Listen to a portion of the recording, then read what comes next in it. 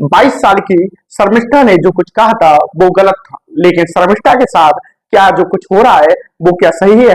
इससे पहले कि कुछ लोग इस वीडियो सेक्शन में आकर यह शुरू कर दे कि भैया आप उसका सपोर्ट कर रहे हो, हम कड़े शब्दों में आप स्पष्ट करके बता दें कि यह वीडियो शर्मिष्ठा को समर्थन देने के लिए नहीं, बल्कि शर्मिष्ठा को जिस तरह से गिरफ्तार किया गया उस पर सवाल खड़े करने के लिए है।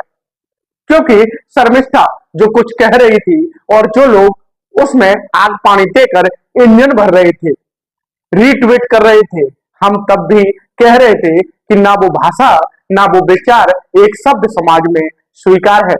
लेकिन अब जो कुछ बंगाल पुलिस ने किया है क्या वो स्वीकार है? इस पर भी चर्चा, किसी को अच्छा लगे किसी को बुरा लगे, उससे आगे बढ़कर और यह सवाल उठेगा कि वो बंगाल पुलिस जो मुर्शिदाबाद से लेकर मालदा उत्तर 24 परगना में दंगों पर हाईकोर्ट से फटकार खाती है, वो एक माफी मांग चुकी है। लड़की 22 साल की लड़की को पकड़ने के लिए बंगाल से गुड़गांव 1500 किलोमीटर का सफर करके आ जाती है पुलिस। वो जो अपने घर को नहीं संभाल पाई, वो एक लड़की को गिरफ्तार करने के लिए इतनी ज्यादा तत्पर होती है। क्यों? किस लिए? इसीलिए क्योंकि कानून की मर्यादा बनाकर रखनी थी, या उसकी वहां जो राज्य सरकार है उसका एक बड़ा वोट बैंक है, और अगर इस लड़की को गिरफ्तार कर लिया जाए तो एक मैसेज जाएगा कि हम तुम्हारे हैं सनम।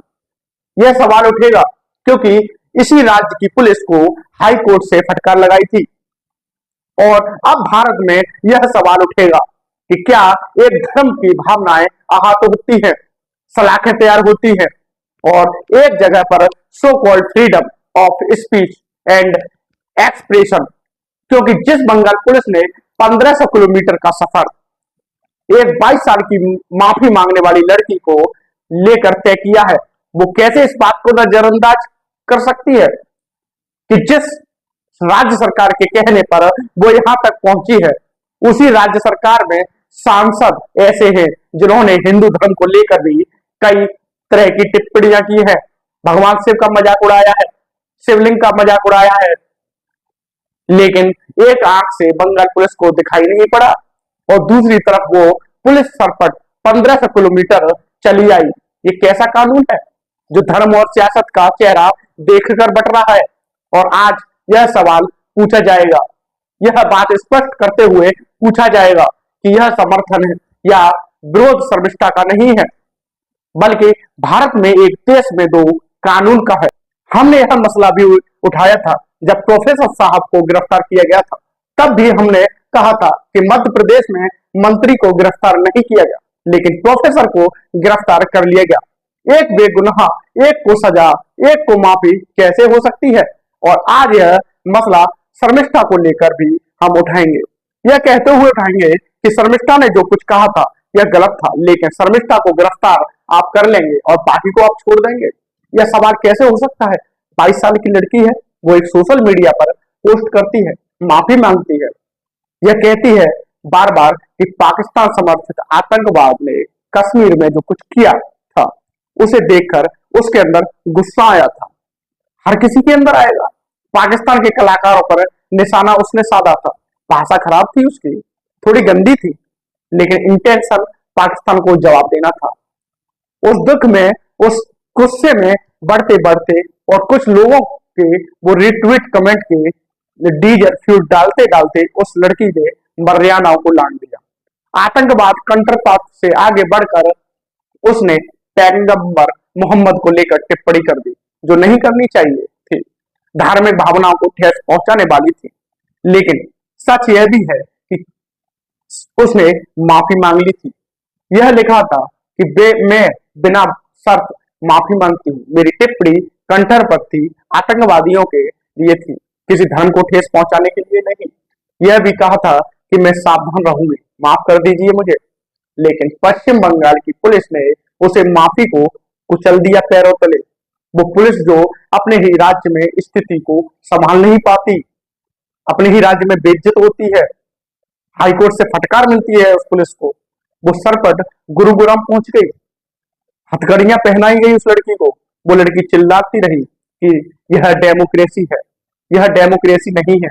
और यही पुलिस उस लड़की को, जो लोग रेप की धमकी दे रहे हैं, जो सर तन से जुदा की बात कर रहे हैं, जो घर से उठवा लेने की बात कह रहे हैं, जो उसे जिंदा जलाने की बात कह रहे हैं, जिनके social media post social media पर भरे पड़े हैं, उनके नाम सामने हैं।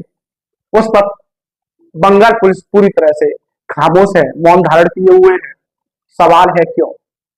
और आज कई सारे सवाल उठेंगे शर्मिष्ठा की गिरफ्तारी में कानून की निष्पक्षता, सत्ता की प्रायोरिटीज और बोलने की आजादी पर कहां तक माफी है, इसको लेकर सवाल खड़े किए हैं। यह कानून अब उस लड़की की नहीं है, बल्कि डेमोक्रेसी की आत्मा को लेकर है। क्योंकि बंगाल पुलिस ने 1500 किलोमीटर का सफर तय किया, लेकिन यही बंगाल पुलिस का कहां मर गई थी जब मुर्शिदाबाद मामला उत्तर 24 परगना में सांप्रदायिक हिंसा के मामले पर खामोश रहती है। बार बार वहां हाईकोर्ट कहती है और एक लड़की पर भाग कर चली आती है। क्या यह न्याय है? सत्ता का खेल है? क्या एक 22 साल की लड़की का शब्द बंगाल में हो रही हत्याओं से बड़ा खतरा है? जो पुलिस की प्रायोरिटी इतनी बड़ी है, यह कानून धर्म की आड़ में सियासत कर रहा है, क्योंकि हिंदुओं पर भी बोला जाता है। और आज इस देश के बहुसंख्यक हिंदू इस बात को उठा रहे हैं कि भाई, आपके धर्म पर बोला गया, आप यूनिटी दिखाते हैं, एक पुलिस आती है, ले जाती है, दूसरे धर्म पर बोलने पर क्या? उदाहरण के तौर पर आप देख लीजिए, सैनी घोष टीएमसी की सांसद शिवलिंग को लेकर विवादित टिप्पणी करती है, उनके खिलाफ शिकायत भी कराई गई, लेकिन कोई गिरफ्तारी नहीं हुई। महवा मोहित्रा, राणा अयूब, कई ऐसे नाम हैं, हजारों नाम हैं, जिनको लेकर सोशल मीडिया पर पोस्ट हैं। उनके कई पोस्ट ने कई लोगों की धार्मिक भावना को आहत किया, लेकिन उन पर कोई सजा नहीं होती।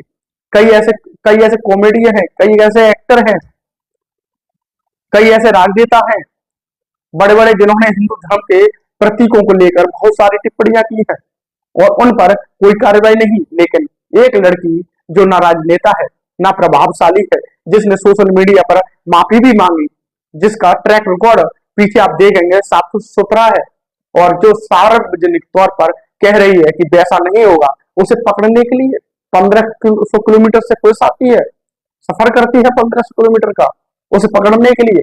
क्या कुछ जगह धार्मिक भावनाएं दूसरों से ज्यादा संवेदनशील है, या फिर हमारे देश का कानून जो है वो अब धर्म देखकर चल रहा है कि क्या भाई साहब, हिंदू धर्म पर बोल रहे हो तो गिरफ्तार नहीं किया जाएगा, और अगर दूसरे धर्म पर बोल रहे हो तो गिरफ्तार कर लिया जाएगा?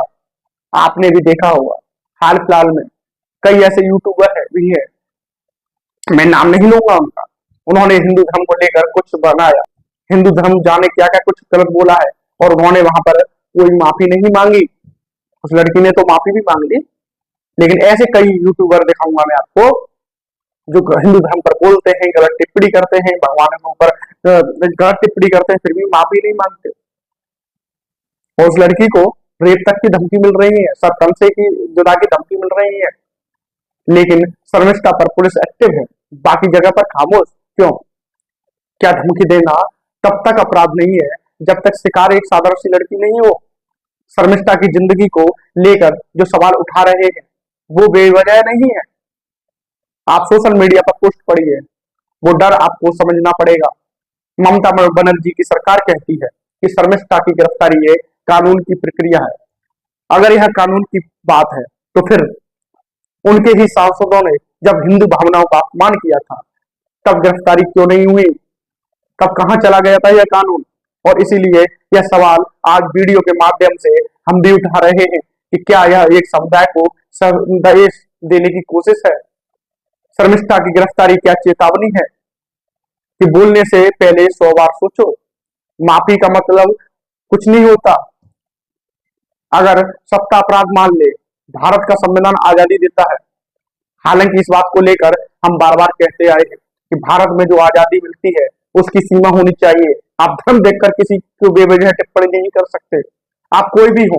इस बात के हम पक्षधर हैं और हमेशा हमने कहा, और हर व्यक्ति की जिम्मेदारी होती है जो अपने धर्म से प्यार करता है कि कोई भी व्यक्ति किसी और धर्म के बारे में ना बोले, क्योंकि अगर आप दो गंदा बोलोगे तो सामने वाला 10 गंदा तो बोलेगा ही आपसे।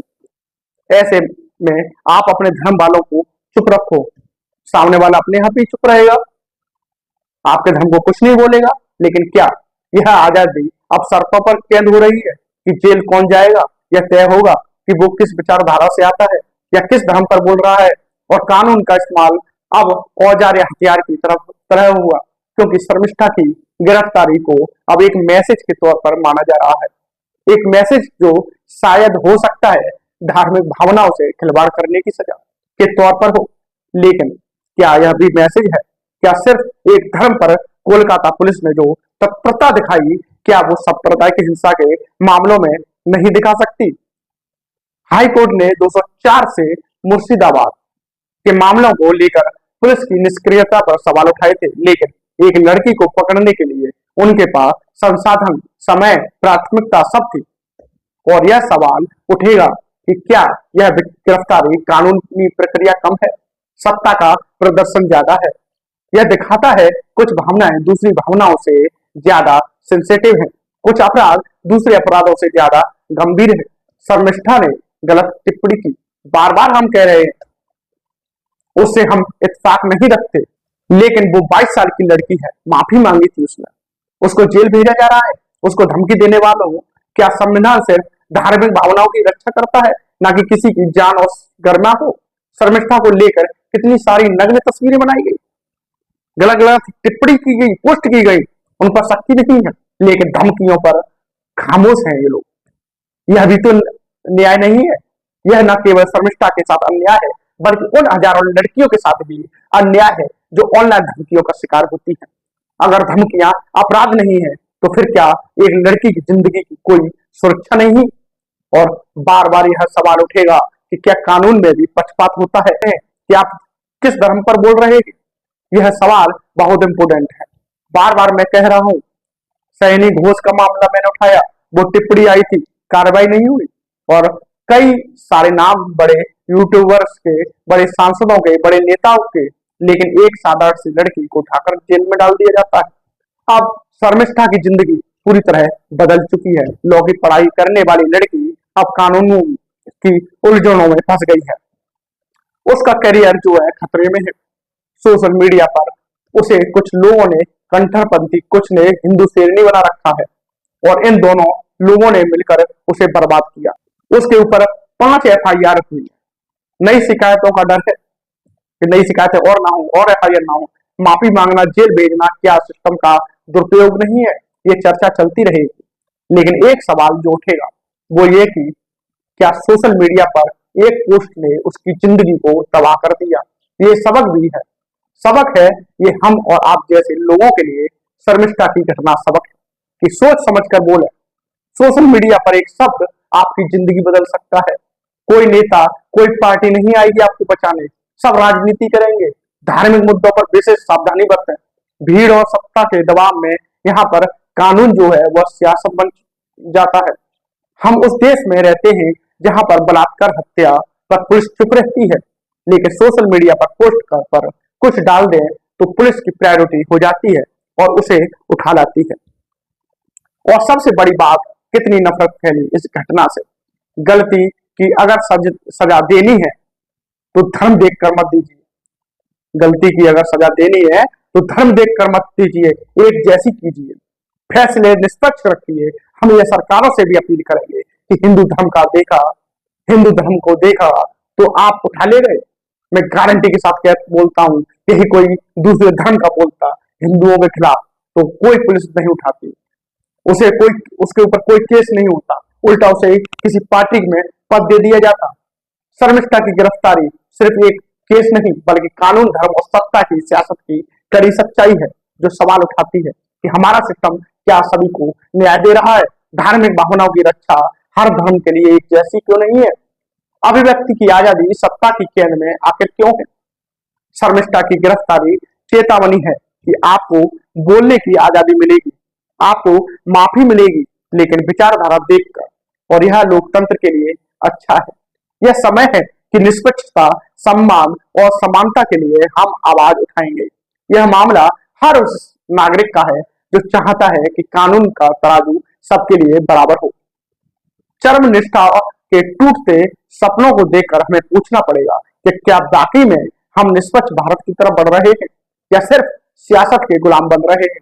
आज यह आपको समझना है, क्योंकि हो सकता है कि आज आपको अच्छा लग रहा हो शर्मिष्ठा जेल में गई, कल हो सकता है यही तराजू दूसरी तरफ से आए, तब शायद आपको एहसास होगा कि आज हम क्या कह रहे थे।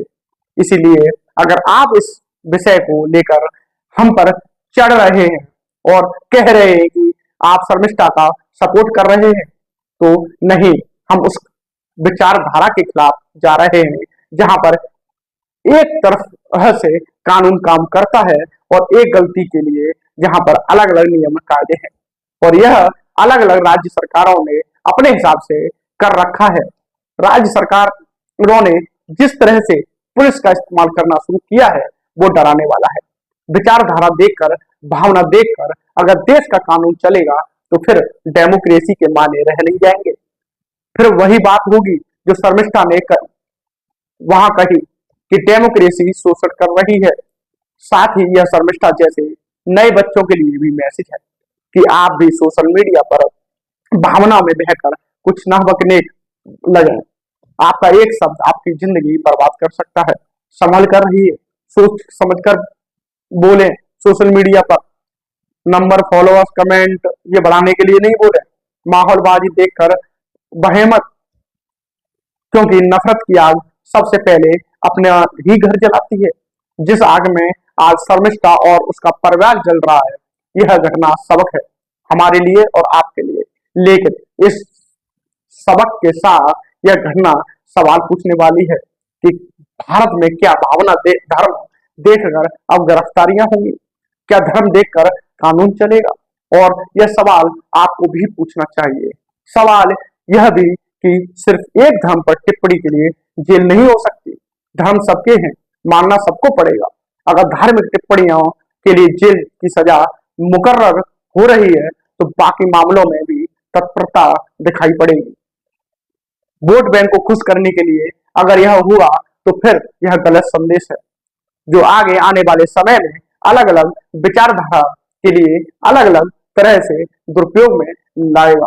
उम्मीद करते हैं कि इस घटना पर आप सब भी सामने आएंगे, इससे सबक लेंगे, समझेंगे और जो निष्पक्षता या कानून के बराबरी के सवाल हैं उन सवालों को मिलकर उठाएंगे। जय हिंद, जय भारत, भारत माता की जय।